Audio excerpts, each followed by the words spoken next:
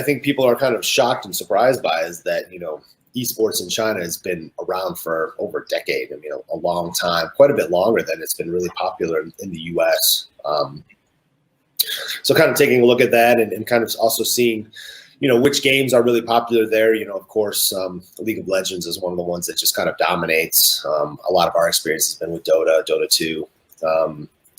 And so, kind of just understanding what that's like and kind of what the connectedness of the internet in China and how, from outside, seeing that, Instagram and Facebook and some of these platforms are blocked. But then once you're in China, kind of understanding how connected everyone really is with smartphones, with computers, with gaming, with forums, it's something that is a very developed market. And because, the country is so huge, there's a market for everything, right? So no matter what the game is, and looking at some of the viewership hours, I mean, it just blows everything out of the water. I remember looking at some of the numbers from TI8, which is in Vancouver. Is not an optimal time for Chinese people to be watching live streams, but it was something like 419 million hours streamed over 10 days. So the consumption and the demand for this type of gaming and content is just huge. But there is a particular taste, there is also, a different, everybody kind of knows what happened in 2018 with the government kind of hitting the pause button on any gaming development, trying to decide, is esports something that's damaging the youth, people spending too much time on this, and then kind of coming out and saying, okay, well, we recognize that, that this is a legitimate profession and kind of opening back up to gaming development. China is the largest gaming market in the world for casual games as well, with smartphones and something like that. A lot of these games have 95% market penetration rate because, you've got everybody's playing some game on their phone. Even your grandma's playing mahjong or something on her phone.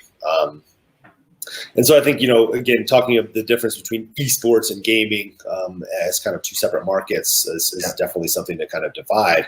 But, China in general, it, like I said, it is just a huge market for whatever games that are allowed to kind of legally be presented there. So something like Rocket League, which is just recently approved, we expect to kind of see, of course, over time it's going to grow and become something that's much more ubiquitous across that market. But the games that have been there for a while, they just have a massive following. And something I was really surprised by, kind of spending time in Shanghai around TI9 last summer, was the age group of the fans at these Dota 2 tournaments. You're seeing people in their mid-30s, early 40s that are fanboys and fangirls, and also seeing that split too of, traditionally esports is seen as a young man's world, and in China, I've seen the female participation kind of spiking has been something that's been really interesting, and then also seeing that that there were a lot of female fans at the TI9,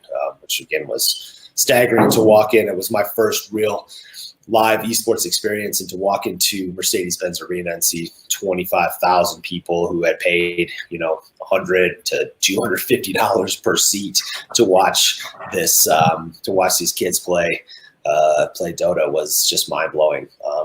So, I think, for us, it's been an interesting exploration of kind of seeing which games are popular in the West and which games are popular in China and where there's a market, right? So something like League of Legends, where the Chinese and the Korean teams kind of tend to dominate, is more difficult for a Western team to get traction. But something like Dota, where there is just a more competitive worldwide market, or something like Overwatch, where they have market penetration in China, but the Chinese teams aren't dominating.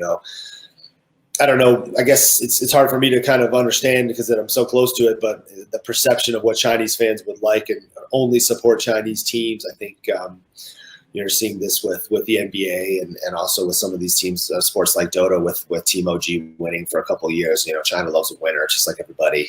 So yeah, they want to support their own teams, but they also want to support the best. So I think that there's a huge kind of opportunity for a lot of gaming organizations, esports organizations to kind of, start building a presence in China and for whatever is going to happen in the next couple of years. I mean, this market is just, I was talking to one executive last week, and he said, if your organization's doesn't have a plan for China, I don't know what you're doing. Right.